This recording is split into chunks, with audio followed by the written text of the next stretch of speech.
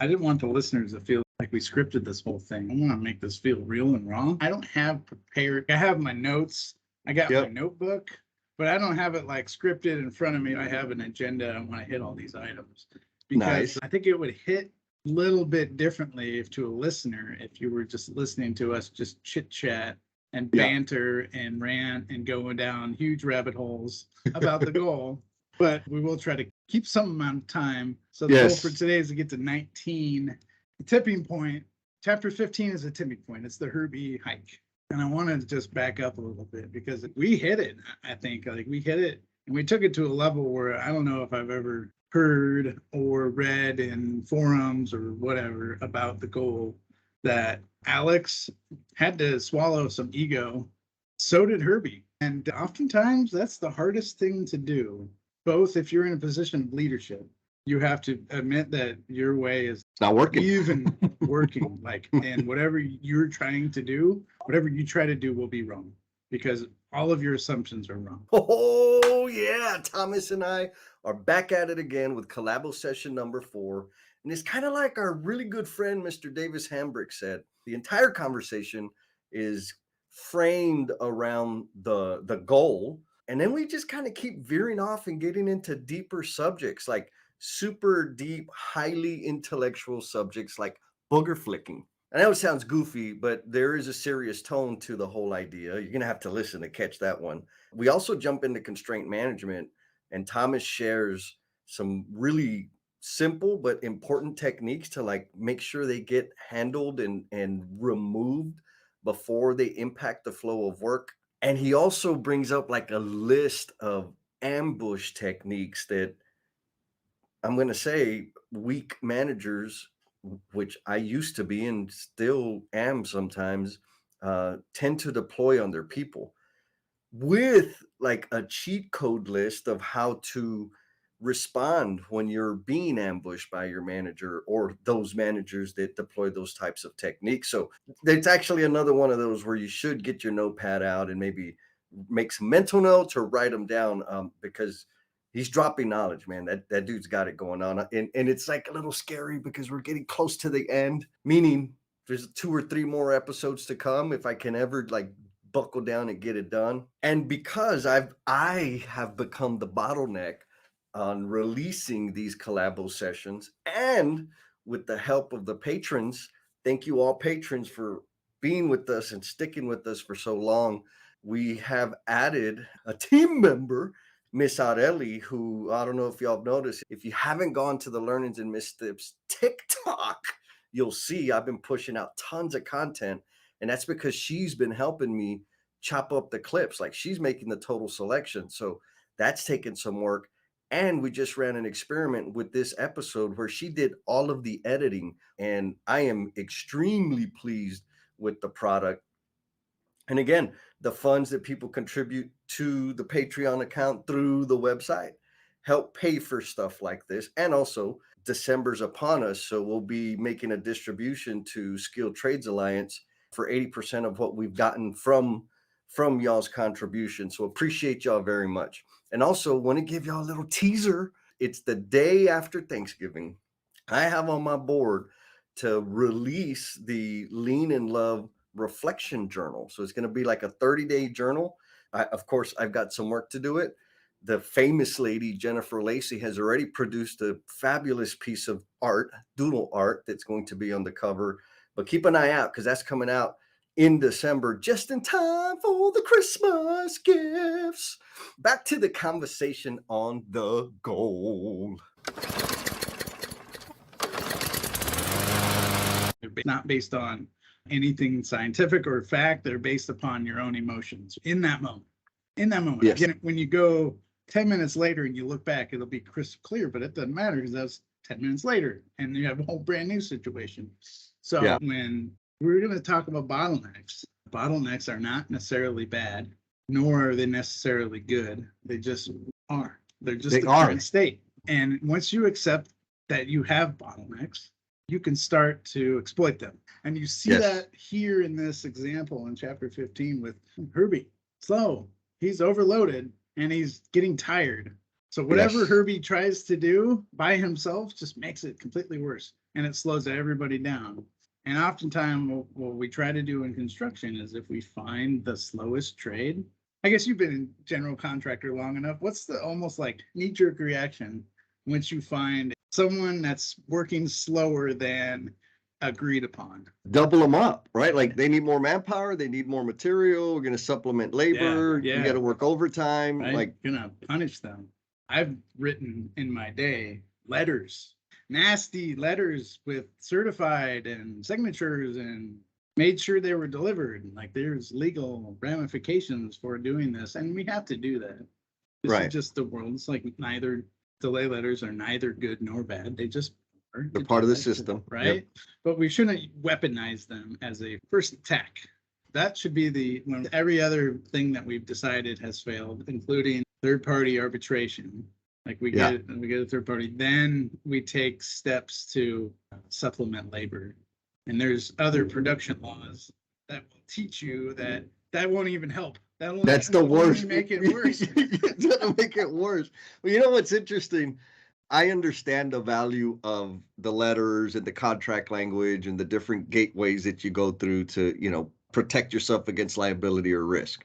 What confuses me, or what I've always found entertaining, is when me as a trade uses the same system, and all of a sudden I'm not a trade partner because I'm submitting letters, I'm using language like delay, and people get super, super defensive all of us. It's like, well, wait a minute. Last time you did this to me, you said it was just business. Like, it's not a big deal. What happened to just business? This is just part of the system, the part of the process. But I understand, right? Like, it gets people, you read the language, and it's intimidating language. And it's intimidating by design. Like our long form contract that if you want to work with the company I work for, it's pretty scary. There's a lot of risk shedding there. And oftentimes my thing is like, okay, sign that, throw that in the folder, never even look at that again. The only people that have to look at that, besides the little scope portion, are none of us. None of us need to even look about that, because those will be people who are $450 an hour, and they wear suits and fancy shoes to the job site and not understand why that's a bad idea. They're not one of us. And they're great people, and we need attorneys, people in the justice, but not when we're trying to settle a production issue on a job site. Let's be real here. So back to the book. I just wanted to say that thank you for showing some vulnerability, because we were talking about being men and being courageous and strong and independent and assertive. Those are known, studied psychology of being masculine. And Alex Rogo finally starts to become a leader at this moment on this hike. What he does, he says, he doesn't accept that Herbie doesn't want to open his rucksack and remove all this heavy stuff that's burdening him down. But he's like, no, Herbie, it's too bad. You have to, for the better of this group. And everybody here, you have to pick up the slack so we all can move forward as a team. That's so important at that moment. And they're very small moments. And you would think, oh, what's the big deal? It's like this group of children doing a hike. This was his tipping point to start to change the way his mindset worked when dealing with delays at work. He swallows his pride and says, Herbie, I was wrong this entire time. We just proved it by doing this silly simulation that we got to find a bottleneck, and you're the bottleneck. You have to admit that. So you have to admit that Herbie is the slowest, but also understand that Herbie is a crucial part of the troop's goal, right? Like you have to accept both. When we accept both, we can accept the current condition. Like you can literally see. And there's a lot of bias, and I'm full of it, but I have trouble when I'm in that moment. If I'm so like stubborn, stuck in my ways, I literally can't see things, even if it's right in front of my face. Didn't notice where the bottleneck until I finally accepted it. And once you accept it, then it's like, oh my God, I can see it. And then it grows and it builds upon itself. And then Alex, the leader, he puts Herbie in the front along and makes a statement. The idea is to get there together. We're not a bunch of individuals, we're a team, and the team doesn't arrive at camp until all of us arrive at camp. So anyways, we'll go back to the book, and they get to the campground late and they're setting up the dark. it presents an increasingly dangerous situation. So not only are they in a psychological battle with themselves about like egos, they're also in actual danger. So he asks open and honest questions. He goes, "Hey, Herbie, what do you got in your pack? What you got, man?" 6-pack of soda, spaghetti, candy bars, jar of pickles, couple cans of tuna fish, a raincoat, rubber boots, bag of tent stakes, large iron skillet, and a collapsible steel shovel. This guy was ready. He's ready. He was. He's ready to be entrenched. And Herbie resists the help. He says, "I can carry it." And 3, make a plan. Once you've accepted it, right? You have to make a plan. And it says, make a plan to help Herbie go faster. And Alex says, "If we take some of the load off you, you'll be able to do a better job at the front of the line." Herbie finally seems to understand.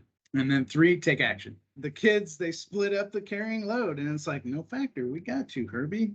We got you. Because they understand the situation too. And they remove the stuff in his bag. They split the stuff up. They share the load. And then they get it back going down the trail. Suddenly they go faster. And the lesson we learn there, the slowest operation in terms of theory of constraints, that is, the lesson here is the slowest operation is the constraint. Because if we have dependent events, you don't have to look far. You just have to look for the slowest. And whoever's the slowest, that's the constraint. And if the constraint is stop the line, that's the worst kind. If it's not slopping the line, but it's slowing it down and it's slowing it more than the demand that you want it to be, like, hey, we need to get to the end. We got a production rate that we got to meet. If we don't get there, we're going to be in the dark, and that's dangerous. But I'm going to do this. So Dr. Goldratt, in the hike, he teaches dependent events and statistical fluctuations because all of the events depend on the constraint. Everything is dependent upon the constraint. Herbie doesn't make it, but we don't meet the goal. Right. So each event has an expected value, but all of those expected values fluctuate because of slight variations, right? Somebody speeds up, and especially for Herbie, because Herbie's the constraint. So any fluctuation in Herbie, if he gasses out and falls down, everybody's whole done. line stops, right? So you'll have slight fluctuations that might change inventory or might change your operating expense. But if your constraint slows down, it's the worst because everything slows down. And even if the kids pass Herbie, we do this all the time. Look around him and we'll go back and get Herbie. Be like, "Herbie, sit down. We're going to take your bag and you rest here and we're going to come back and get you when we're done." Like, that's terrible. Don't do that with children. That's super dangerous. So we can't go around Herbie. We got to face facts. So the constraint is the slowest task or individual step in the process. If that step is the slowest, that is the constraint. You have to label that thing and put red flags and shoot lasers at it. And if you are the constraint, it's super scary because it's like, oh man, I'm the loser here. So you also have to highlight it and then also support it, that if it's a person or if it's a person's responsibility, you got to be like, it's okay. We're going to help you. If you don't do that, that leads to bad things, or fire the person. That doesn't help you. What helps the person and helps the whole situation is helping that constraint. All the other tasks are directly dependent on the constraint ahead of them. So if you think of me in the self-checkout line, he's in front of me with complicated order and they're doing a price check, and then they bought alcohol, so they got to check their ID, and then they're going to write it with a check or get off a damn airplane. The person who put their bag 4 rows behind and who's trying, just wait till those 4 rows go by you and then go back and get it. Don't try to be a salmon and go. So anyways, so we need to support them and teach. But often this also happens in construction. Let me just bring it back a little bit. We use historical data in construction, right? Or we use a set of logical rules that is fixed. 5-day concrete cycle. What's this high rise right here? It's 5-dayer. 5-dayer, right? Tape and finish drywall. It could be 10 square feet. It could be 10,000 square feet. It's going to take 7 days. HVAC roughing from floors 2 to 10. Do we ever use historical data or rules? Yes. So the historical data / rules that I used to plan off was pounds per hour, because we knew the poundage of the sheet metal that we were installing, a combination of medium pressure, low pressure, and it spat out like, okay, this is what we perform at. This is what our history tells us that we've been able to accomplish. And we would build that. That's how we would build our schedule.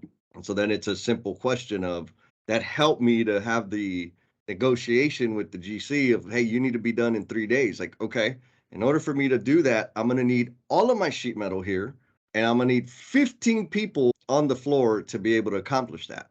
Well, why do you need that? Because this is our install rate. Well, we can't do that. Nobody else is going to be able to work. It's like, I agree. So can we do 9 days? Can we phase this out to where I get out of the chase, get my medium pressure in concurrent with the framers, but all those other little damn wing walls all over the place, leave them down and let me get ahead a day or two, and then they can come back and do whatever they got to do. Like, we can do that. What the hike teaches us is when we're in the production time, we cannot rely on historical data. There is a time and a place for historical data. Correct. I get it. When we're facing constraints and we're in real situations, the thing we should double down on is not, hey, what does RS means have to say about production rate for electricians running 3/4 and 1 inch conduit? Like, no, throw that book, put that back on the shelf. Don't throw it away. Different situation. It's a useful book. Go base it upon what you see in front of your face, people moving around. And if you see an electrician that has to go in and out these little meeting rooms on a lift, because you can't use ladders, you gotta go in and out on the lift, in and out on the lift. It takes longer. Is it better? Is it more ergonomic and is more safe? Absolutely. But it takes longer to do that maneuver. The only way to understand that is to actually go out and see and stand in that situation and study it. And then take your assumption that your RS means book or your historical data or the 5-day concrete cycle that we all bought in the contract. I get it. Set that aside and take current reality and go find Herbie. Find your constraint, and it won't take long because all you have to do, look for the slowest operation, the one that's completing at a rate that is slower than the rest. And oftentimes it tells itself because people are upset. Not only are the people behind it, like me in the checkout line, like I'm upset. Why is constraint in front of me? Ugh, I feel confined. Or I'm on an airplane, I am confined, and I can't leave because there's a process in front of me. So oftentimes you don't even have to look. People will tell you. Yes. Oh, absolutely. They'll tell you. If you listen, they'll tell you. You have to ask them. You just look at their eyes. Yeah. And then the people who are the Herbies of the world, you can see fatigue in their faces or stress. Yes. They're demoralized. You know, there's a couple things that have popped in my head, you know, in terms of historical data, because I've had this argument too many times. The GC would be telling me exactly how many plumbers I needed, how many pipe fitters I needed, how many sheet metal guys I needed. And I'm like, I disagree. Where are you getting this? Like, what are you talking about? I didn't understand. But over and over, I started like kind of paying attention. They had their own personal historic data, right? They had their little pocket notepad that over the years, they got this many square feet, and it took this many plumbers to do that. And it took this many sheet metal workers to do that. And so they were basing it on another outfit's performance. And at the time, the company I was with, we pre-assembled as much as we possibly could before we hit the job. So that was the reason I was not going to have this large volume of people. And I used to fight it all the time. Like, what do you mean you only have 4 plumbers? I'm like, bro, we got a layout. We're going to install hangers. My prefab's showing up next Tuesday. Like, I got plumbers working on it right now. You just can't see them. And it was a constant battle. So that's one point on the historic data. And finally, I'm like, look, we're just going to have to be mad at each other. Like, by next Friday, if you don't feel better, then call my office. But I'm not changing anything to make you feel better. That's incredibly profound. And people who are listening, we don't ever double down on historical data, or even if it's in a tact plan, if you find a constraint, don't force it. Because it's like, hey, you have to be here and you also have to be in this zone because you're holding this tact train. No, you have to focus on the Herbie. And the beautiful thing about tact, it'll almost instantly tell you when you have a Herbie. That's the beauty of it. So those who are into tact or are curious, the beauty of even Last Plan, it'll tell you, it'll find Herbie and it'll tell you what Herbie is within whatever you close the cycle. So if you're doing last planner, it's at least every 5 days. And if you're doing tact, it could be twice a day. As often as twice a day if you're super diligent. And then the closer you are to Herbie showing up and Herbie getting dealt with, like us removing all the crap out of Herbie's backpack, the closer in time that we can do that, that's how you recover quickly. That's being agile. Like, I think I just covered like 6 books in a row there. Yep. Super easy to say. It's super hard to do what I'm trying to say. So what do you think about that? I think so. There's a really important point there. You talked about these different planning, production management systems. And I used to have this thinking, and then I kind of like, oh no, I was thinking about it backwards. These systems are perfectly designed to surface problems, right? Think about when you're having a pull plan and people are saying, man, I could do that, but I need this. Like, we don't have that agreement or submittal or whatever constraint, right? That goes on the constraint board. Like, let's make sure, get a plan to, let's push that skillet somewhere. Somebody's got to carry that skillet. Y'all need to go do that. Now, what people do though, is because all of these constraints are surfacing, all of these problems are coming out in these engagements, their response is to feel like the meeting or the session was a failure because all anybody did was complain. It's like, no, they didn't complain. They're surfacing problems early. And now we can do something about those, because normally those problems don't come up until we're on the hike. We're finding out now before the damn hike. And so again, to your point, these things will surface problems, but for people that are maybe new to them, their natural instinct is like, man, this was a waste of time. All we heard was a bunch of complaints and excuses. Like, no, you got a bunch of gifts today. That's what you got. That was the entire point. I mean, there's a benefit that we figured out sequence A through D, right? That's really effective. But the gold, the whole reason, the entire reason we did it is surface all those issues. Then all of a sudden, now we got a cheat sheet. Not only do we have at least the best plan of all that experience in that room, 2, we also have all of the issues from the experts who know the issue, like aren't doing this for the first time, or who aren't being challenged in a leadership position. Like, these are people who've done this for 20 plus years. They know all the tricks. They surface these issues, and then it's like, oh my god, we need to go do something about this stuff. Everything that goes on that constraint log goes into the plan. So it's like, how do I put the pull plan into P6? Well, you just take what's ever written on the card and add a line in P6, link it together with the logic that's written on the board. Step 1. Step 2, if there's also an issue that's linked to that activity, make that another activity and call it constraint. If you don't want to put it into your schedule, put it into some kind of a worksheet or a whiteboard that you'll look at every single day. Not when you print the notes for the OAC meeting, or when you have to scramble and get everything into the monthly report. For the people like me, don't do that. I already know the issues because I went and I looked at either your whiteboard, or if you have some kind of constraint log in your folders, I've already read it. And that way, when I show up, I respect your time. You don't have to teach me all your issues. I'm more or less aware of those. And now it's like, hey, instead of me discovering all these new issues that are new to me, just start working on them, and then I'll give you some advice on how to solve them. That's literally how you'd be an operational manager. So we learned that from Herbie. We learned that from Alex. And he's like sitting on some juice. Ooh, I got it. He's all excited. And then he goes home. And then it's like chapter 16. And his wife is gone. A sealed letter from Julie, by the way. I've never gotten a sealed handwritten. I've gotten a couple emails and many texts and a couple phone calls. But you gotta be angry to put pen and paper, fold it very nicely, and put it into an envelope, seal it, and write Alex, boom, leave it on the kitchen table, and you pack your stuff and you're gone. The note reads, Al, not even fully Alex, just Al. I can't handle always being last in line for you. I need more of you, and it's clear now that you won't change. Woo. I'm going away for a while. Need to think things over. Sorry to do this to you. I know you're busy. Yours truly, Julie. You've already shared this, but you received a similar letter. Yeah, similar. I mean, the letters were handwritten. Man, you know what? I wonder if I still have the handwritten. I got pictures of it. Anyways, I received the letters. There was a different tone. I mean, part of it was like, you're jacked up, bro. We need to work on this.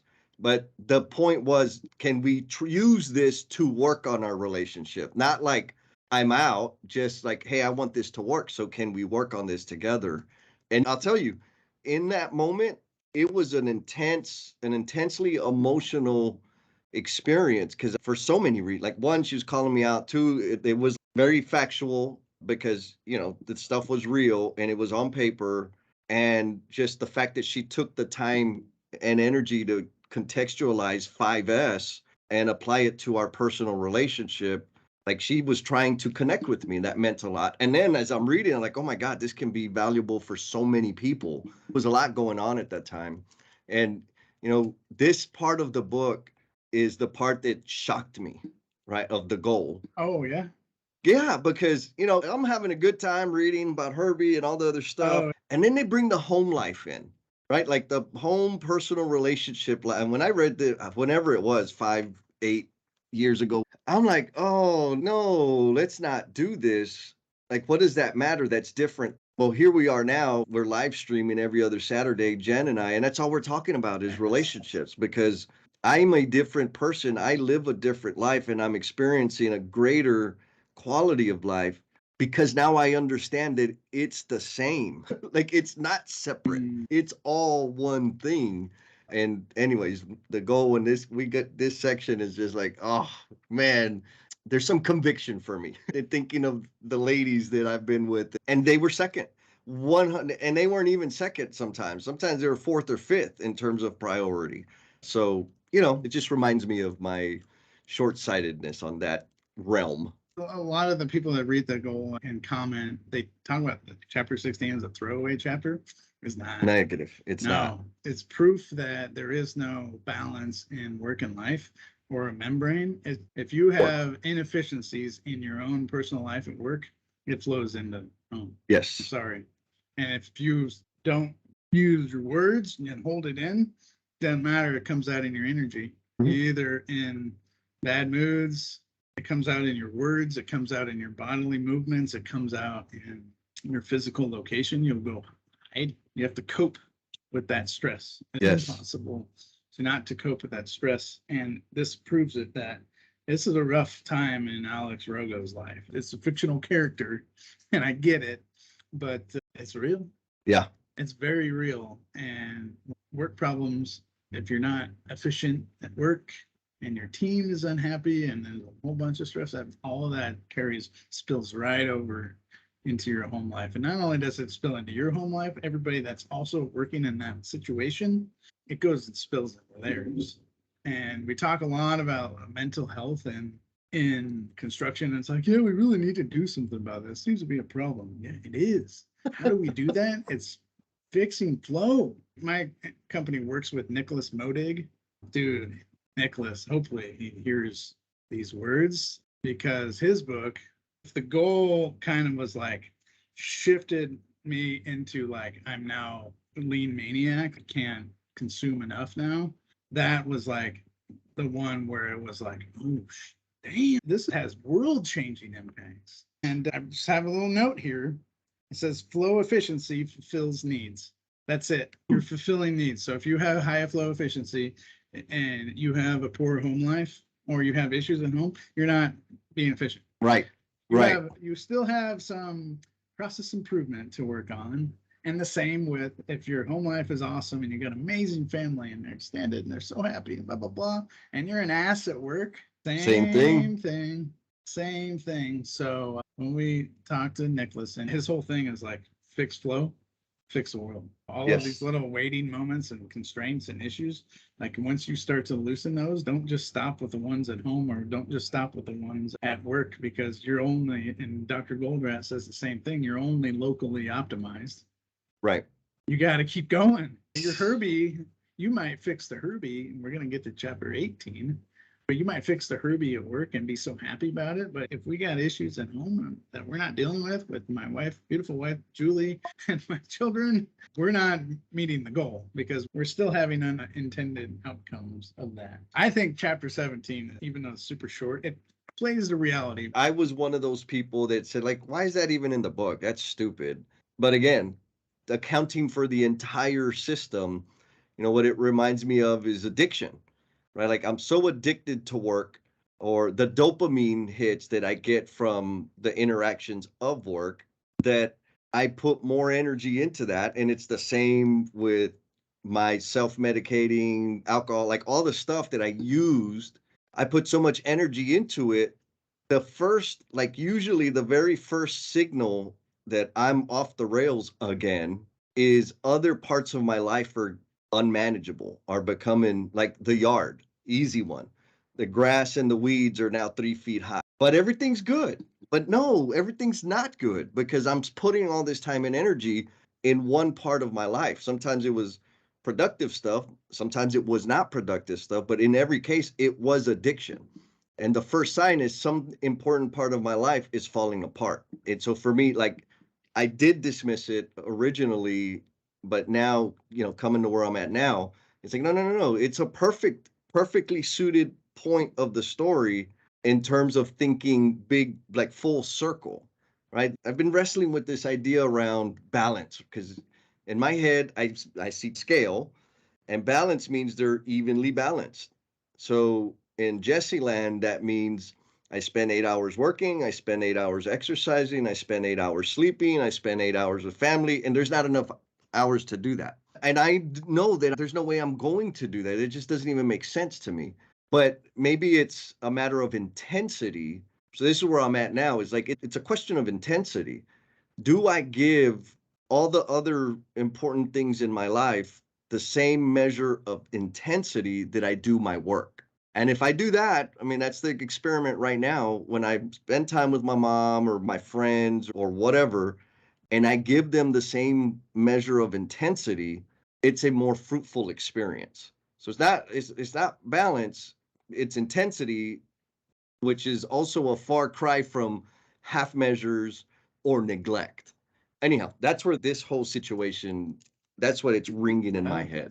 Yeah, you gotta find Herbie in whatever Yes. situation and then take the load off it. And then Yes. what's gonna happen? Another Herbie.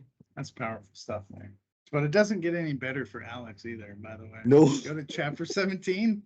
It's a Monday because weekend's over, bro. Reality. And Monday morning is a disaster. It starts with Davey trying to make breakfast for himself, which is a nice, responsible thing to do.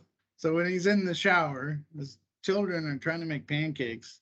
So one gets the pan too hot, Davey, and then scorches it, and then he freaks out because there's smoke going. And the two children are fighting in the kitchen, and they make this huge mess. Huge mess. His daughter, Sharon's just trying to help and only makes it worse. She grabs a pan and flails it, and then you got burnt batter and all kinds of stuff. Everything gets ruined. And then it's like, hey, it's time to go. And then Sharon, she feigns illness and she gets sick.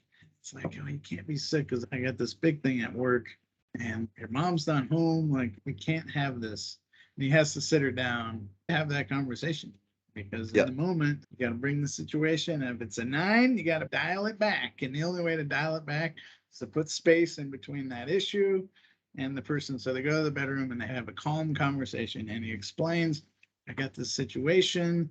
I have to go to work. You have to go to school. So they make an agreement. And Sharon says, okay, I'll go to school. But by the time he gets both the kids to school and drives his butt to work, it's past 9 o'clock. That's when you walk in and be like, good afternoon. You just own it. And as he walks in, because he's late, his assistant has a message slip because this is the 80s.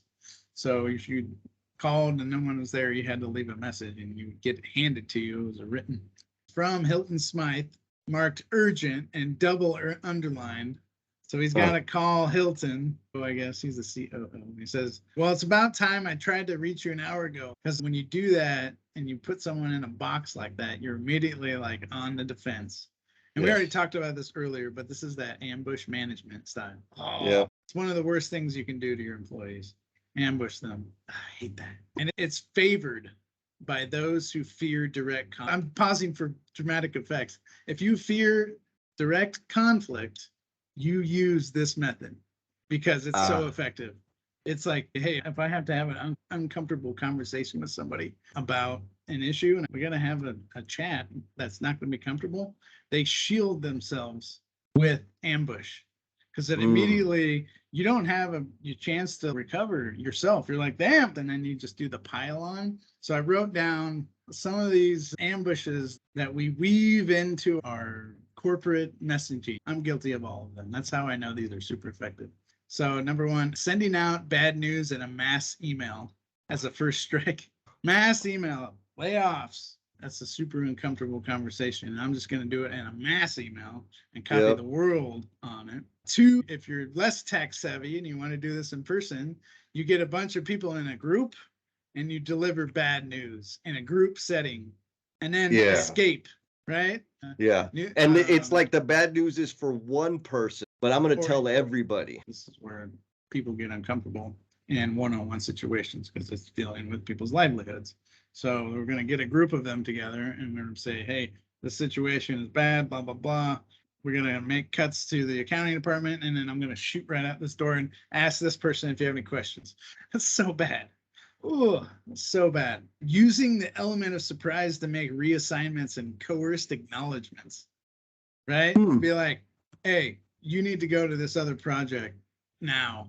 I'm going to use that element of surprise instead of having an uncomfortable conversation about showing up on time or commitment or whatever. I'm just going to be like, you're not my problem anymore. Go away. And I'm not going to tell you ahead of time. I'm just going to blast it on you and say, pack up your stuff and get out of here. Now you're somebody else's problem, making those things. Or worse, this coerced acknowledgement where it's like, hey, you need to go to this other project. And by the way, you need to sign this piece of paper that's backdated so I can be free and clear from HR. So my butt's covered for the process. Oh, negative. All of those are just ambushes.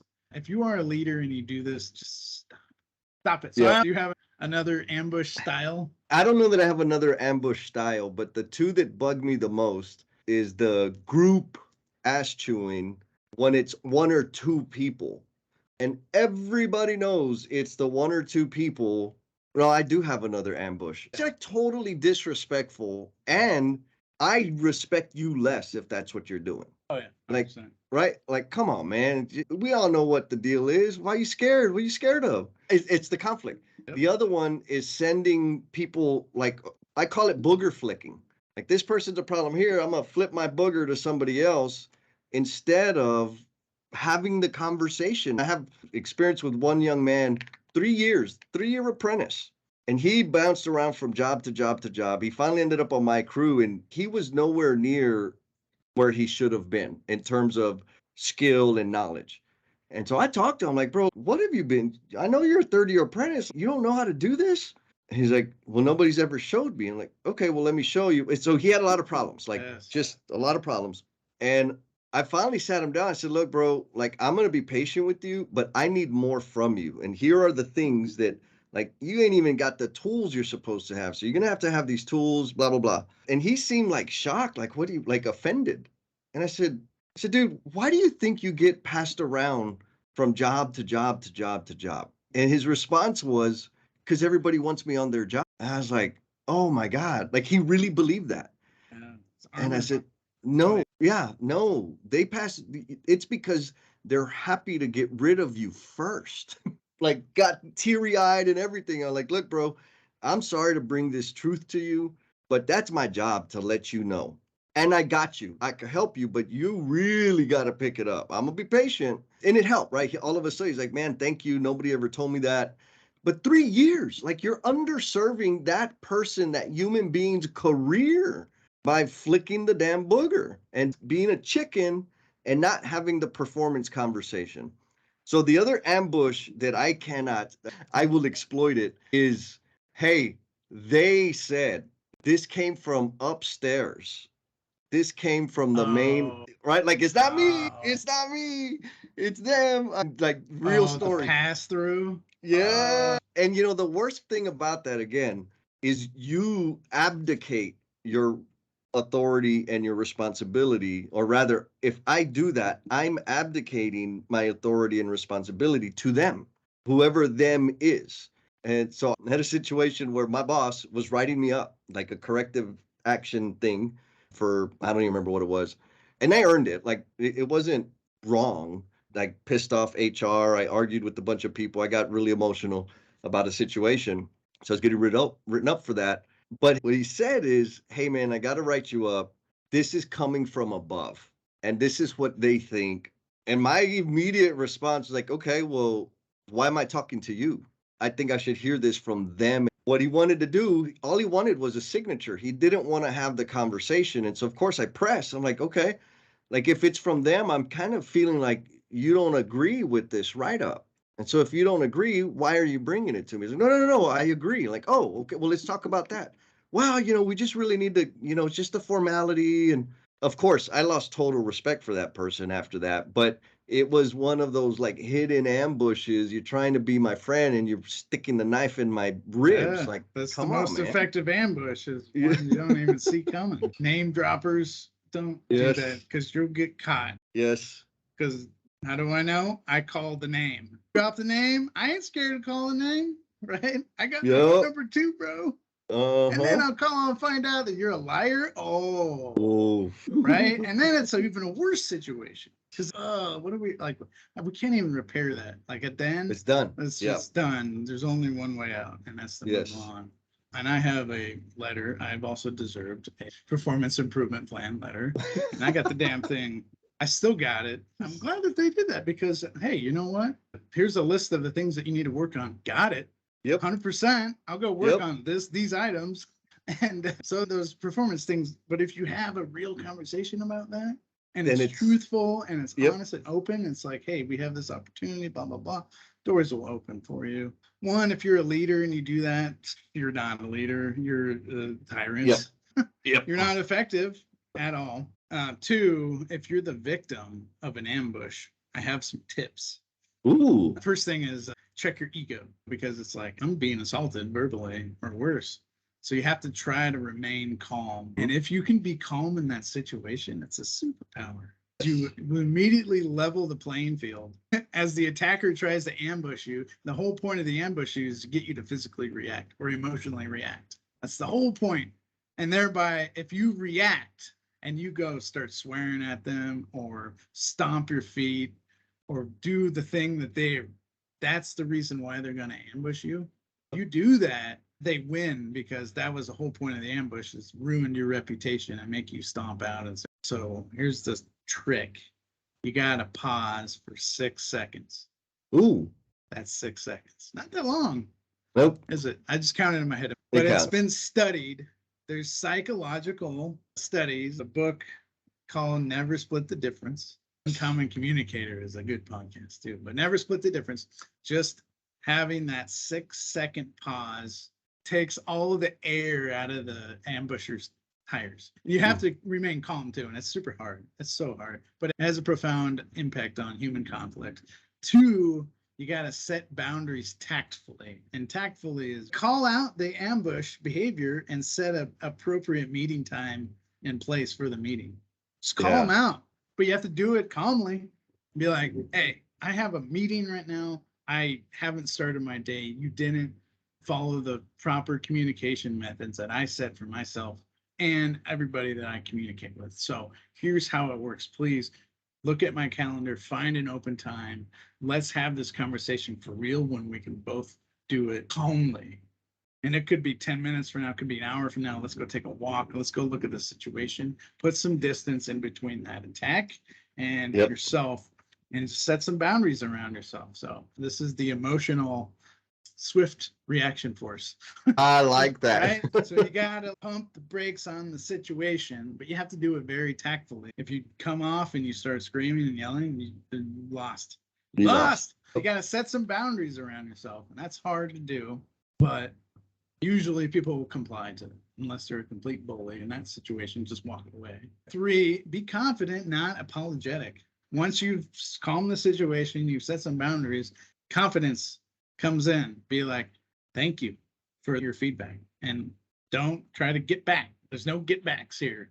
If you can, take enough time to write down the criticism on a whiteboard. Put those nasty words in physical form. A whiteboard, oh, Yes. you want to kill a nasty situation, make it visual. If there's no whiteboard around you and it's like a physical thing, be like, let's go physically walk and look at it.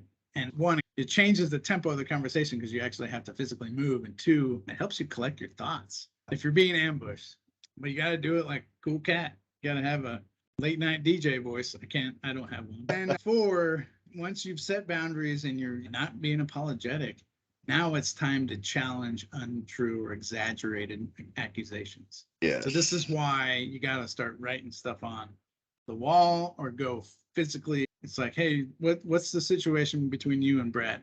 Brad's not here right now. Let's grab Brad, bring him into this conversation right now. Be like, hey, let's not do this.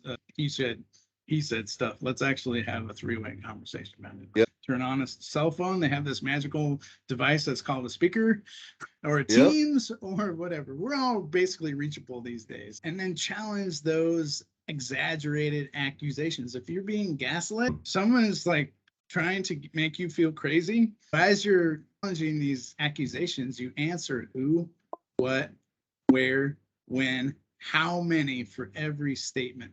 And usually you'll find in one of those, they can't answer one of those because they made some wild assumption and be like, you know what? No, I've already had this agreement with this person and we're actually going to do it next Thursday. And that's what we're going to stick to because that works for the whole plan. I'm sorry you didn't understand that because I didn't tell you, but I'm telling you now. So you're starting to mend the relationship by challenging their false assumptions. Again, you have to do this in very calm character.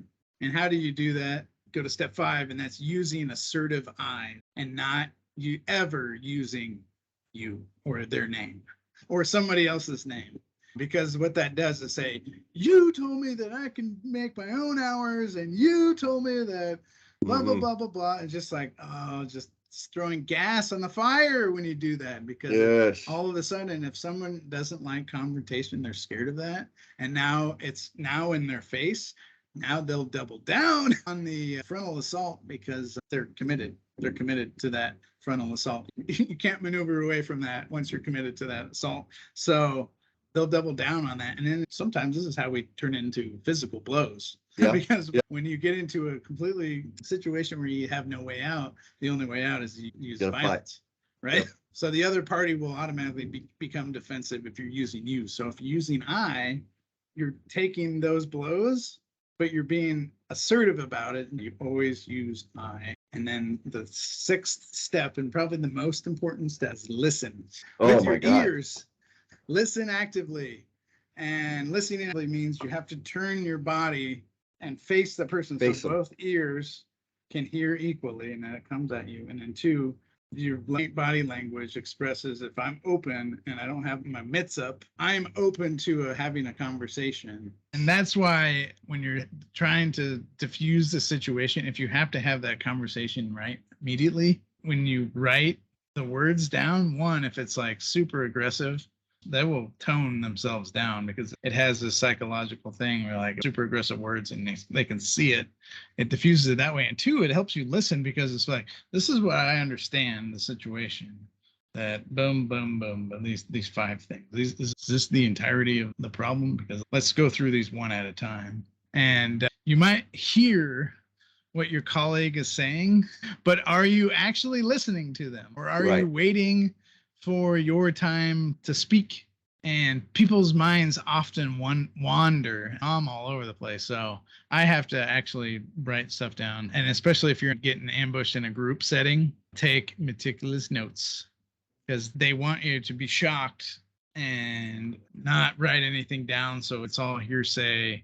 But if you can actually write down what you heard and then what you were feeling when you have that follow-up conversation, it can be more real. And then you can get past that. So that's the gist of chapter 17 there. What do you think about ambush? You know what? I love that you brought 1, labeled the ambush techniques, 2, gave some remedies to it, right? Because it happens all the time.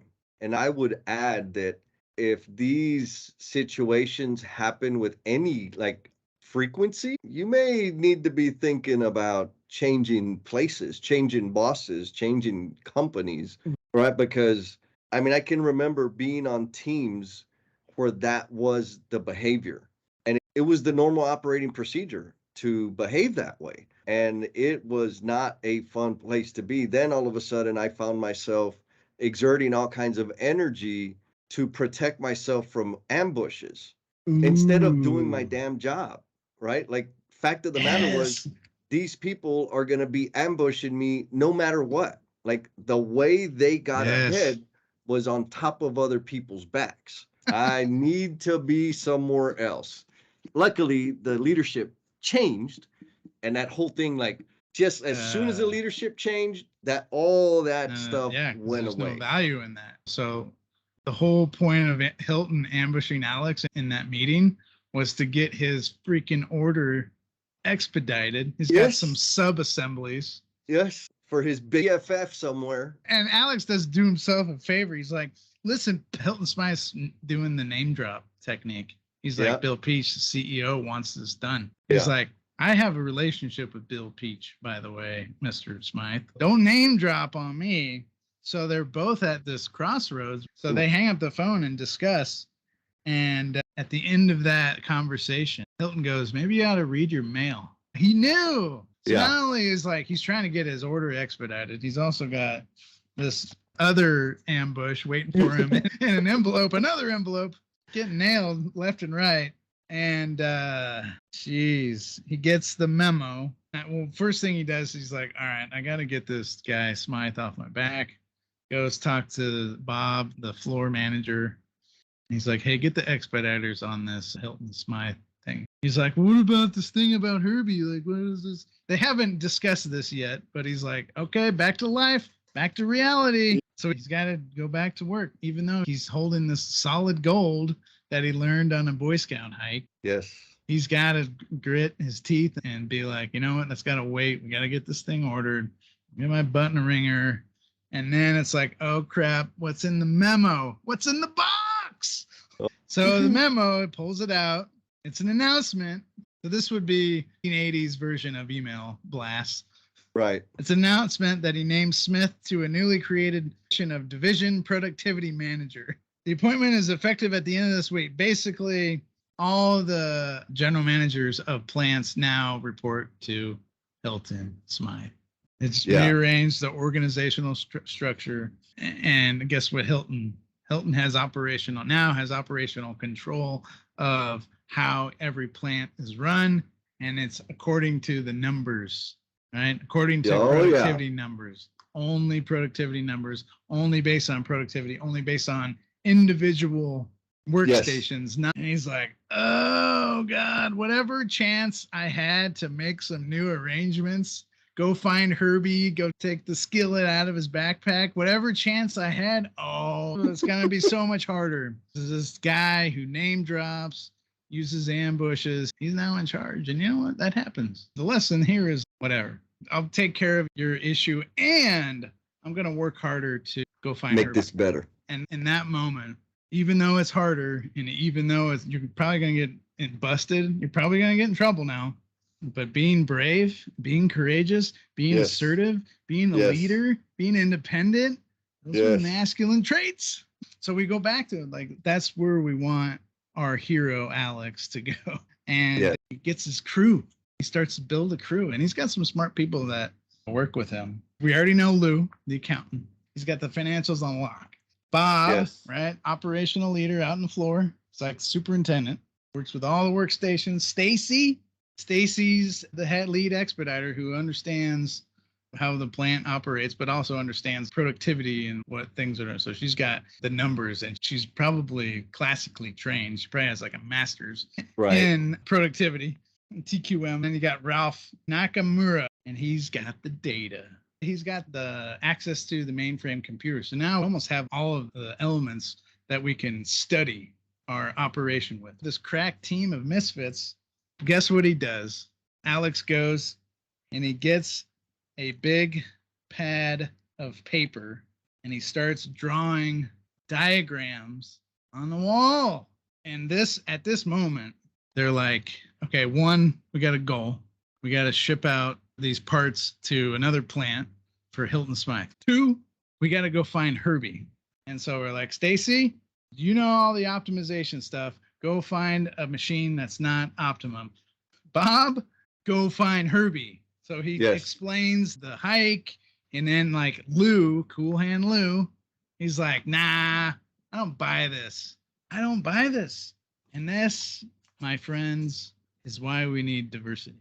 You have to have diverse sets of thought, diverse and people being like, I'm not buying into this BS, man. Just because you went on some hike, I don't know what chemicals that you ingested on your camping trip. He's like, it's just that, well, you said you figured this out by watching a bunch of kids hiking. Like, always naysaying, Lou. In fact, you have to have that.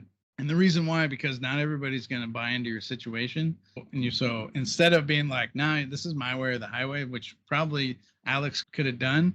But the reason why they set it up with him getting waylaid by Hilton Smythe, he's like, I'm not going to repeat that with Lou. I could pull rank and be like, Lou, this is what we're doing. This is the new way. Either you like it or it's too bad. Go look, there's a letter in your inbox, by the way. So you can take it up with Hilton. It's not my fault. So he doesn't. He stops that cycle of psychological damage because that's what it is.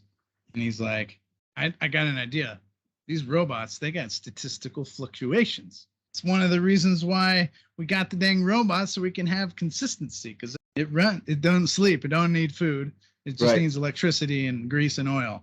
So then Lou's like, Bob, you got a point there.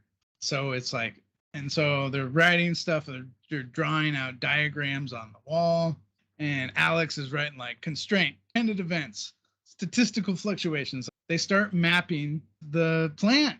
They start mapping it out, because when you draw that line, that shows logic of dependent events. Why do you think that is so important to do the visual thing? So there's two reasons for me. One is when we visualize it and put it out in front of us, somebody in that group of misfits has direct responsibility of that situation. And if we're talking about the situation, like you and I right now, we're on camera and I'm saying, hey, that thing that you're doing, I'm pointing at you. And so the feeling is that you're the problem. But when we take it out of our head and put it up on the wall, you're not the problem. The problem is we're attacking the problem together now, side by side, able to see that. The other thing is now we can both verify that we're talking about the same damn thing. Like, nope, that's not where it is. It's 2 steps forward. No, it's a step and a half back, whatever that situation is. But because it's visualized now, we are working towards gaining agreement on the problem. That thinking right there, Mr. David Verbal, through many coaching sessions, helped me understand. He's like, Jesse, a plan without agreement is a wish. What you need to do is get agreement on the problem first. Like, oh man, you want me to work to solve this problem? I just wanted to give a solution. But visualizing is one of those methods to help gain agreement on the problem and make sure that we're isolating the problem as it is out in the workspace, not within the individual. Yeah, and it takes the individual almost out of it. But yeah, the whole point of that is write the steps out. And if you're in a group setting, if someone doesn't buy that step happens after this step, they can see it and understand it, and they can interject, be like, no, there's actually an intermediate step that actually happens here. Yeah. Then that's their opportunity to explain it. And if that's correct, if that proves that, yeah, you're right. And now I'm going to draw that instead of from A to B, it's going to go from A to A.2, then to B. So I'm going to change my logic. So they do that. They draw out basic steps of their facility. He wrote constraint, dependent events, statistical fluctuations. And the team, they're like, I think it's the robot, the NCX-10. And they're like, think about it. The parts, they have to pass through the robot. The robot can only handle 25 parts per batch. And then it goes through and mills it. I imagine it's like a 80s style CNC mill. Can't do 26, but if you do 24, you're not meeting the capacity. I'm going to get busted by Hilton. I'm running it less than 100% capacity. So if you only run 24, then one empty slot you don't run. So you're actually going to be slower than what that thing needs. Here's the thing. Here's what they realized, that robot, the setup piece, that's not by another robot, that's by a human being, and it's by a set of human beings. So the setup is done by human beings who take breaks and work shifts. The other thing is that the parts that arrive in front of the machine, they don't come in sets of 25 always. Sometimes it comes in 12, sometimes it comes in 28. So it's like, what do we run? We run a batch of 12 and we run half batches, or we run a 25 and then a 6, or what? Like, what are we doing here? So you have all this fluctuation, all this variance, and all this variance is caused because the entire system is not set up to give that machine what they assume is the bottleneck, because it's not optimized. It's not giving that machine what it needs every single time. So that's what they realized. They're like, oh, damn. This thing that Bill Peach is all hot and bothered about, marketing people are all over it. It's in all these trade magazines that has got the NCX10, right? They're like, oh, damn. Like, now this situation went from really bad to way worse because we're going to have to optimize the robot. The thing that's entire purpose was to make the plant more productive. It's freaking Herbie. So the only thing that it can do is make things worse. That's the only thing it can do. If nothing else is fixed, the only thing that robot will do is continuously make stuff worse. And then even worse, a thing will break. Yes. And then you're totally shut down. If you've ever done anything with a drill rig, drilling into the earth, there's one constancy: it will break, because drilling into the earth is incredibly rough on machines, steel, carbide, and diesel, and it will break. And usually there's not enough money in the budget to have two. So the thing about a drill rig, just like the robot, you gotta paint it, you gotta take some of the load off of it to make sure that you don't run that thing so ragged it's gonna blow up, and then your whole drilling operation slows down, or it stops. So I got a story about the drill rig situation. We were pursuing this project that was like crazy timeline. 24-hour shifts for, whatever it was, 6 or 7 months. It was a data center. And the rub, so we stopped calling it pull plan because the GC didn't we don't believe in that lean junk. It's like, okay, can we at least map out this process, the underground installation from drilling to roughing to pouring concrete? Let's just look at those steps, because we knew that we would not be able to meet the schedule time that was dictated to us. Like, we can't do that. And they well, you have to, you signed up for it. I'm like, okay, we did sign up for it. I didn't sign it, but I'm telling you, we're going to start out of the gate bad. So we got into it. They agreed to map the process out. And I'm like, look, the fact is these drill rigs will break. There's a lot of downtime. And I recognize that my schedule time, I have enough time to do my job. If the drill rigs do not break, and they always do. Like, we all know this. So the sequence is not going to work. You're going to compress me, and I know I can't deliver that because of inspections. Like, the thing was, the frequency and the response time of inspections was going to delay or impact, right? It was a day and a day and a day and a day and a day, and it took us 4 or 5 days out and like train wreck. I said, what if we go in there and rock saw all of our ditches and backfill them? And then they come in and start doing their drilling. And like, well, why would you do that? I'm like, because that's where I'm going to get held up. If they're busted, I can't dig. And my machinery to dig is way bigger. There's not enough space. We're just going to have a whole lot of traffic.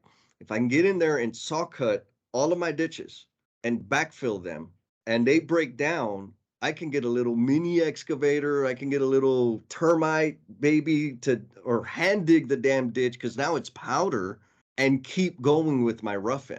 And they're like, well, you're going to be responsible. Like, it was like, I'll rent steel plates to cover the ditches. Like, whatever.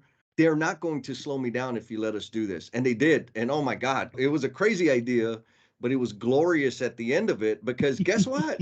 The stupid drill rig broke down a few times. They had to get one in. Yeah. Oh, it's a big deal. The drillers of the world, like, we salute you. Dude. Poor guys. That's some serious work. Our society is sitting on their work.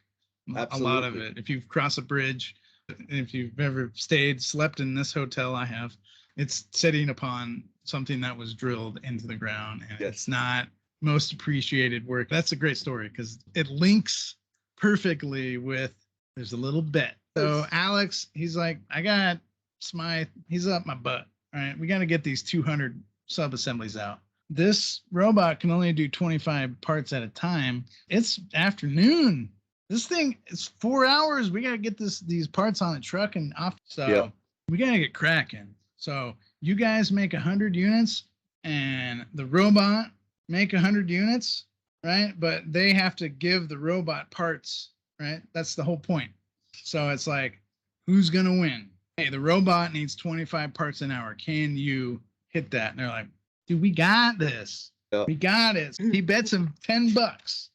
We don't get this order shipped out. He's like, you're betting against your own demise? Bob, that's what he bets Bob. He's like, $10.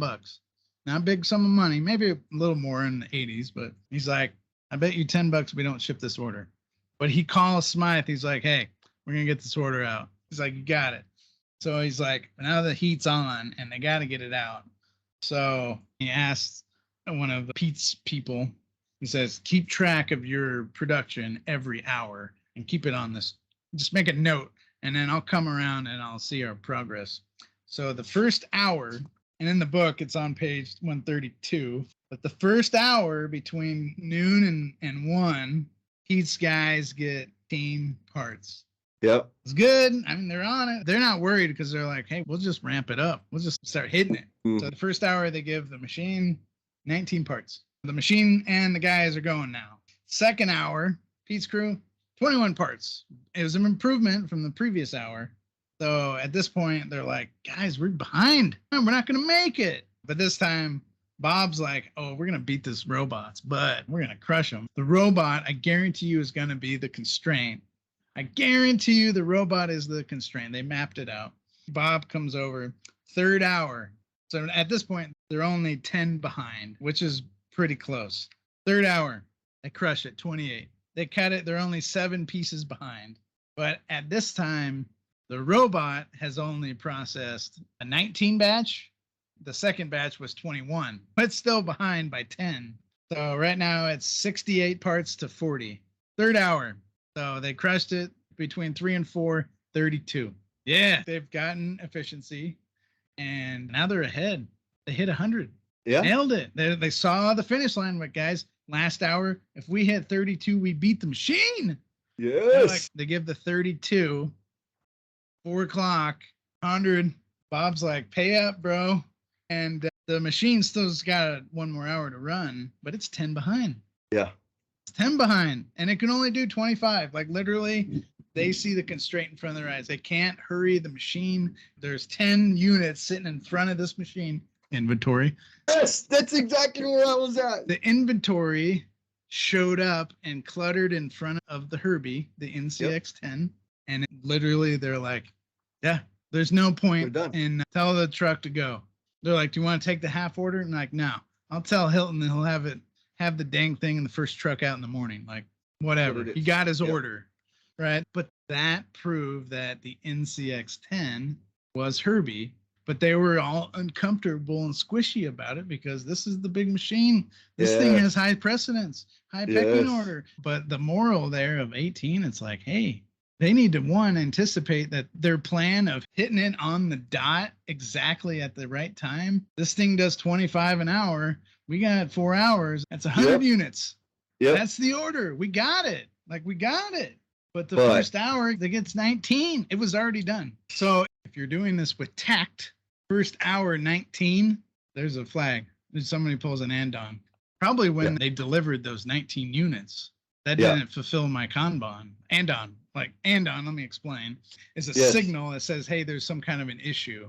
So if you're working to tact, meaning like if we're working to 25 parts an hour and I need 25 parts an hour for me to be fully optimized and I get 19, I'm going to raise a flag right there.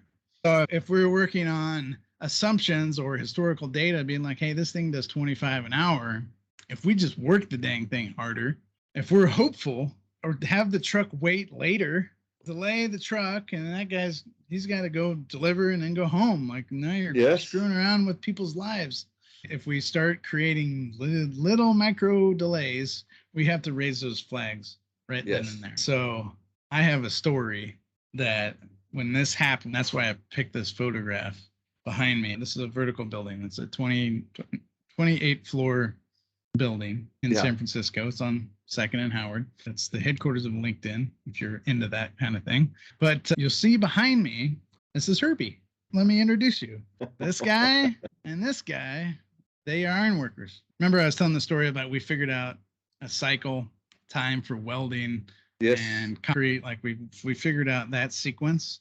We did not, in that sequence, in that planning, we failed to find Herbie. This is probably 200 plus feet in the air right here. The problem with building in high places is you need to access them, and you can't just levitate. We can access them from a hoist, and it's not legal either. But the problem with accessing with a mechanical device is if that breaks, then your access is ruined. And if someone gets seriously hurt or injured or has a medical condition or just wants to go home, traditionally, we would build some kind of a job-built ladder here. You've probably gone up and down those a million times. Oh, yeah. Right. But we were like, we don't want to use ladders. Why don't we use these steel stairs? And they're not the kind you fill with concrete. They're just pan stairs.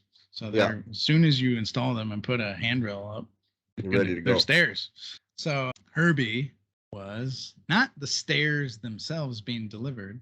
It was the time it takes to get them up there, get them aligned, get them welded, get things in place. It's not the greatest work. I mean, you see these two gentlemen here, they're being tied off. You're not fully able to move freely. So you move slower than if you weren't encumbered with that. The problem is they don't have multiple crews. It's one crew that installs the stairs. They do the erection, they do the bolting, and they do the welding, and they do the cables, and they release them to other workers. Plus they have to get all their inspections. So it's not like we can just add more Herbies.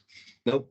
We can't add more any iron workers, because if we add more iron workers on these sets of stairs, that will rain welding slag down upon themselves. Just like we added some netting to catch the slag from the structural steel welds. Same thing here. So that's dangerous. That can't be the solution. So what was the solution?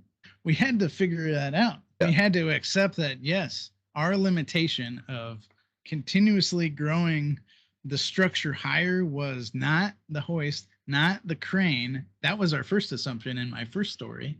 That only worked until we ran out of stairs.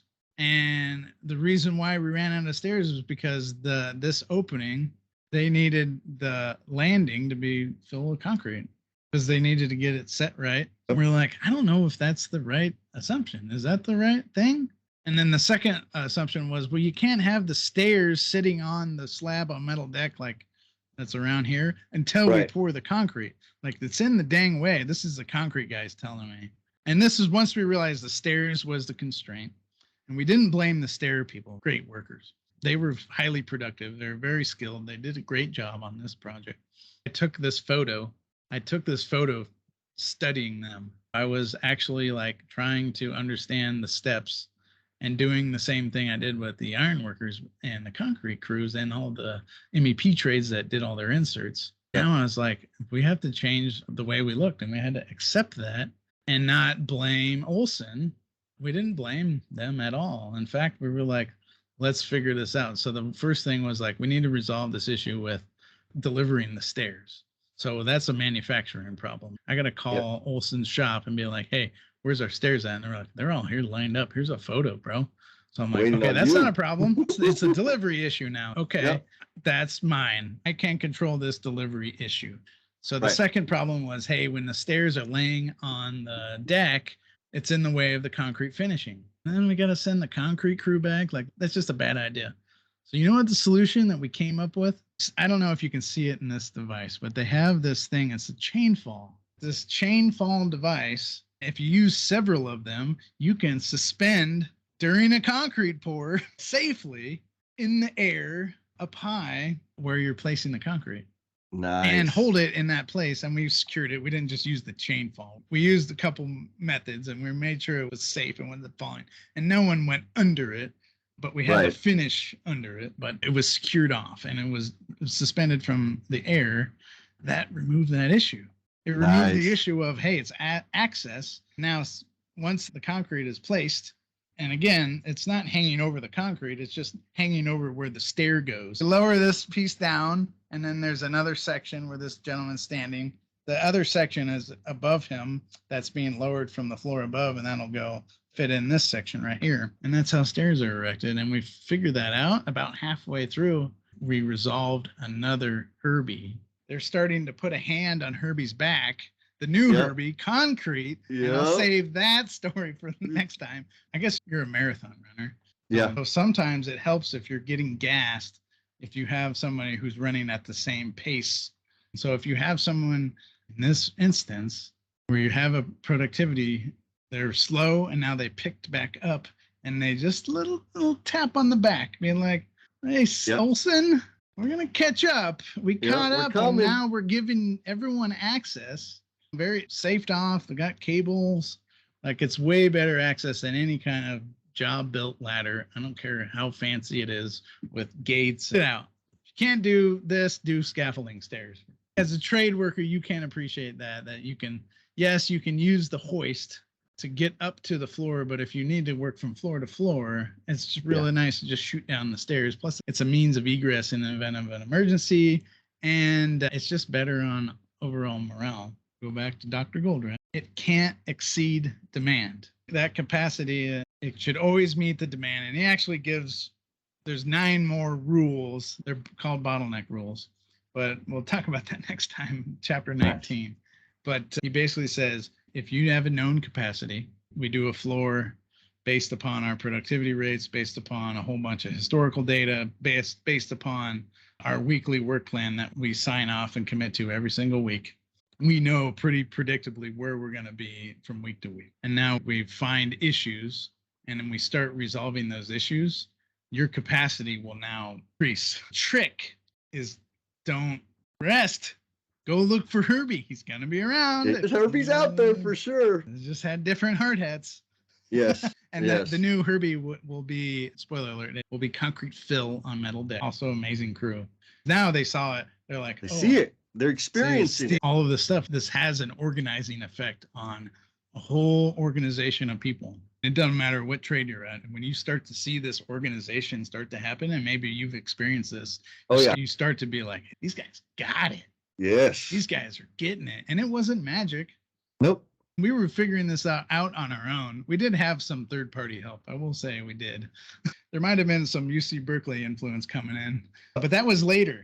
That was actually later. This initial optimization we figured out with Last Planner system. Wasn't perfect, wasn't by the book at all. That added with optimization, meaning when I was taking this photo, we would actually watch production happen and we'd compare notes. And based upon the notes, we would make decisions. Yes. Then go back and look at the P6 schedule. That was part of the decision-making process. I'm not saying we threw the thing out, but we definitely used this data. That was the means to make the update. We didn't sit there and have to explain our way around the situation. We still weren't like high-fiving each other about getting ahead on the schedule. We were high-fiving each other because the job was getting easier.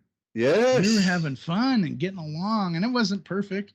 I'm not going to say this is like hunky-dory and there was rainbows on the other side of mission, but we got along really well. And how do I know that? Because I still feel very strongly for the people that on that project that work there, and including this Olson Steel stair crew. Man, they just knocked it out.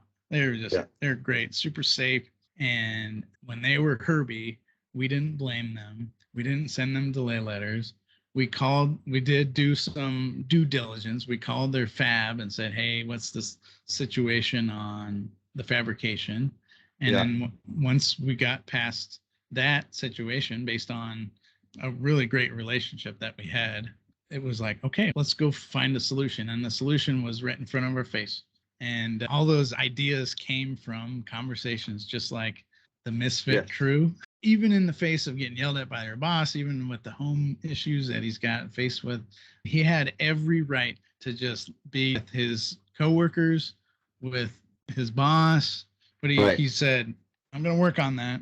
But right now, the situation says, let's get Hilton Splice order out because that's the situation. But also, let's simulate our theory in the meantime so we can do both. We're going to get Hilton's order out on time or way better than we've ever performed. So we'll look good there. And then two, we're also going to learn from this process, this theory of constraints that we're trying to figure out. And we got to go find a Herbie. And we assume the Herbie is the NCX-10 robot.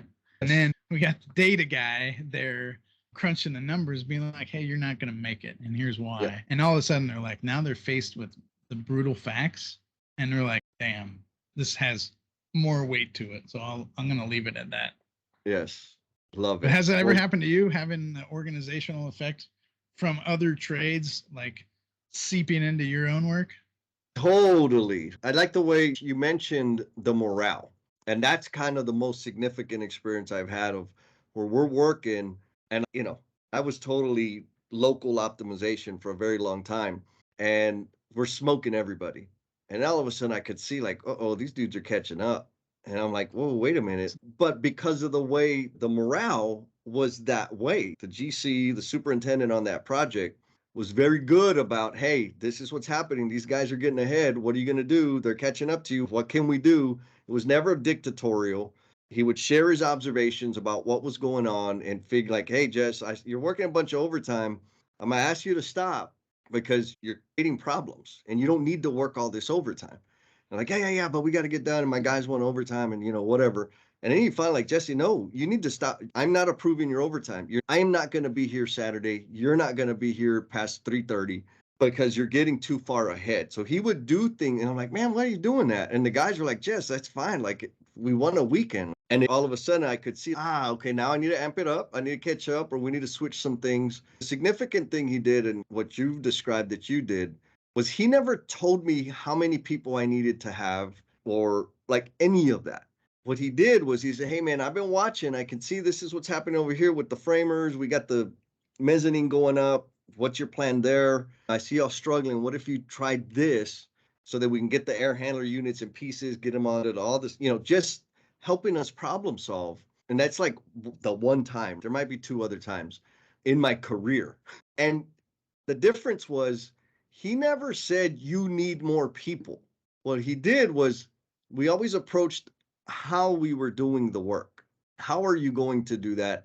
How is what you're doing affecting everything? At that point in my thinking, it wasn't clear to me. It was just, he was just magical, right? The way he operated. But looking back, it was like, that's what he was doing. And it was very different than the traditional style of you need more people. You need more people and you need to work more hours, because that was always the only answer. And now I understand, like, oh, okay, so you're going to make us throw more people and work more hours when really what that means is we're going to do more waste faster. Let's look at the process. Let's adjust the process. Like, yeah, I agree we should add more people, but let's look at all these bottlenecks that we have and let's do something about those before we add the damn people. And that's a hard thing. People get excited, right? They learn Last Planner, they get introduced to Lean, and they think it's just going to happen. Like, no, it takes study and observation and experimentation to get there. And clearly you understood that. No, we did that. We're not hitting our numbers that we're committing to. What's up with that? What's up with that question? It's not a closed question. You are stair installer foreman are behind. You need to work every Saturday and Sunday and possibly add another shift. But in lieu of that, it sounds like you had a very similar conversation, and it's universal. It happened probably at the same time in Texas. I'm in California. We're having the same conversation, and really that's how it works. Take notes, keep score, be open and honest about it. And then when you see a problem, don't blame the crew working. They're working hard. They're skilled craftspeople. It's not their problem. It's Thomas's problem in this thing. And guess what? I was like, okay, now I'm gonna check my ego and I'm gonna be like, what's the solution out of this? And I couldn't do it by myself. No. I had to call Jay at the shop. I had to talk to the foreman and be like, hey, what's your idea on this? I had to go talk to the concrete crew, get their permission because, hey, there's this going to be a stair suspended over an opening. Are you okay with this? I had to get permission from our safety department to do that. They added all kinds of stuff to make sure that thing's going to be secured. Like I got all that squared away. We did an inspection on it. We did a whole bunch of validation on it. We had a couple contingency plans like, hey, what happens if the stairs get behind? So we had these plans in place just in case we got out of sequence. And if you're Jason Stroder, if you're planning that tight, this is where you add in those time buffers. And then when you need the contingency plan, you burn a time buffer. That way you don't get out attacked. I was learning that the hard way firsthand in lieu of learning it in a book, but I was also reading chapter 18 when I took this photograph, probably very close in time. I found that, hey, this is a situation that it's in our power to resolve. Yes. In fact, this is the kind of problem solving that is looked at as like super positive. This is what we want people to think. But you can't teach that. You can't. You can only show people the way.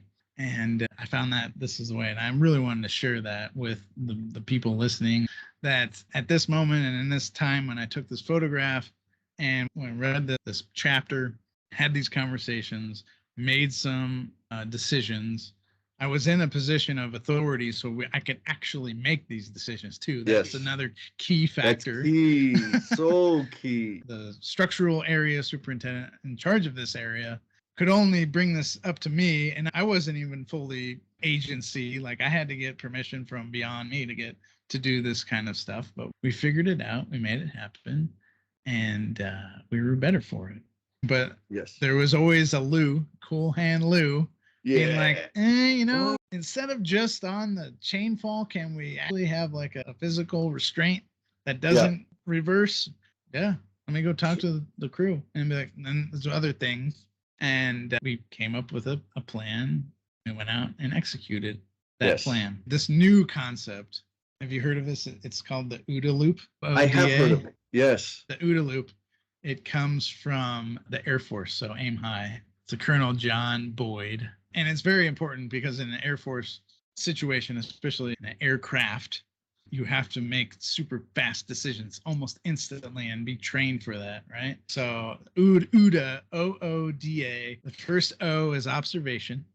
You have to observe. You have to understand the unfolding circumstances. You have to understand the outside information. You have to understand what's happening in your environment. The only way to do that is observe. Second thing is orient. So I got to go talk to the fab shop. I got to talk to the concrete crew. I have to talk to the steel erectors. I have to talk to the stair crew. I got to talk to my safety department. I got to talk to a project manager. I got to talk to the general super. I got to talk to ops manager. I have to get all of this clearance to get stuff oriented and be like, okay, we got this plan. These are the steps. What's wrong with the plan? And then you decide. Once you have that kind of packaged together, you make a decision, and that decision does a couple things. You can either move forward and say, yeah, go, to feedback back to either your orientation, or you go back. You got to go back and observe more. You get some kind of feedback, and so it's a loop. And that decision, you only move to act. The A, so O-O-D-A. When you move to act, you have to make a decision. And that decision is based upon how you oriented, and how you oriented it is on your observation. So they train in this loop. And now I try to bring that into every situation. Observe, orient, decide, feedback. If the decision is no, right? It's never just no, it's no, but, and then act immediately. Immediately act. There's no waiting. There's no observe, orient, hesitate, right? There's no observe, get scared, run away. So if you're in a very serious situation, OODA loop, it's just a little mind trick, but you can actually follow these steps in any process, any decision-making process. So I'm going to stop with that. But what's your thoughts on this chapter? Lots of good nuggets, and especially your experience and like the OODA loop. Observe, orient, decide, act. I'm usually decide, act, and then like, oh crap, I should have observed a little bit. So that gets me in trouble. But my observation of working with a lot of people in our industry is they never get to decide and act. They're observing and orienting and complaining the whole time. Even worse, they're observing from the trailer. Sorry, bro, that's not what we mean. Get out there and get boots and see what the hell's actually happening. Because if you're just asking people to report the situation, and Adam Hoots, my interview with him, he shares this example a lot. When he was doing Last Planner, he was having a problem. He couldn't understand what the hell was going on between the plumber and the framer, and it was frustrating him until he went to see and he's like, oh, because if we count, and I've done this, if I'm dependent on people's report of the situation, there's bias in the report. And if I'm making decision on that, like, it's not going to be the best decision. I've got to go and see it for myself to say, okay, now I understand what you're saying and what you're saying. And here's the relationship. What if we do X, Y, Z, right? That's the orientation part. Again, I think the one thing people take away from this little banter is don't observe from the trailer. Go out there, see it, decide and act. There's another book by Annie Duke, Thinking in Bets. Really good book. And it talks about the difference or dynamic between making the rightest decision based on all the information you had in hand. That's a good thing. That does not guarantee an outcome. And if the outcome is not in your favor, it's not because you made a bad decision. It's because the outcome's an outcome. And often those people that get stuck in the observe and orient, they're trying to mitigate every single risk to guarantee a particular outcome, but life. So the outcome is not always going to be perfect. So decide and act and then repeat. That's why it's OODA loop. Thank you that's a great assessment of it. And that's kind of the piece that I wanted to say, and you highlighted it. When you get to decide, you have to have agency to make a decision. And everybody's like, you got to take ownership of all this stuff. Like, you don't have ownership of everything, every aspect of everything. But you can bring this orientation, is if you can take ownership of that and say, I've exhausted every remedy. I've packaged this whole thing up. And I can no longer elevate this constraint any longer. I have to elevate it beyond my agency, beyond my roles and responsibilities. And from there, the ownership piece for you and me is if the feedback is no, you have to accept that. Because oftentimes the feedback will be no. And sometimes there's good reasons for the no. Sometimes people are just like, go away. Your problem isn't big enough for me. But don't fret on that. Go back to observe some more. Perhaps your observation was flawed, or the way that you packaged your issue and the way you elevated it wasn't at the right time. The mood wasn't right. Somebody was annoyed and said, get out of here, Thomas, for the 50,000th time today. So that orientation piece, when you feed it forward into your decision, that's got to be pretty complete. And you have to consider culture, right? You have to consider how it's going to be analyzed. And you have to do this rapidly. So if your plan is incomplete, oftentimes you'll get the feedback of no. What I learned in this instance, that planning, that orientation part is sometimes exhausting. And sometimes you're not completely successful on the first try, but try again. Don't be crushed, because the benefit is build morale, build relationship, build trust. People are generally happy at work. And what that builds upon is people's mental state, their care for each other. That just has such a resounding effect. I'm going to leave it at that. Did I not tell you? I think it's the combination of Thomas's intellect and flexibility to share the stage with me, and his like real concern for humans, like for people. He really, really cares. That comes through every time I talk to him. He and I, we both operated differently years ago, and we have seen the light. Y'all got to hit up Thomas. If y'all are on the LinkedIn, you need to follow him. That dude's got it going on. And time for the L&M family member shout out. We got some feedback. We received a review on the Apple thing, boom, boom, boom, LF team. LF team says, Jesse is one of a kind leader who understands the work that is done every day on the job site. Where he differs from others is heart for people. There's no other leader that values others quite like this guy. Be ready to be challenged and to be motivated to grow in each podcast. I'm sorry, LF team. I giggle a little bit because it's kind of uncomfortable to read that kind of stuff about me. I really appreciate that my heart comes through and that you're picking up on it.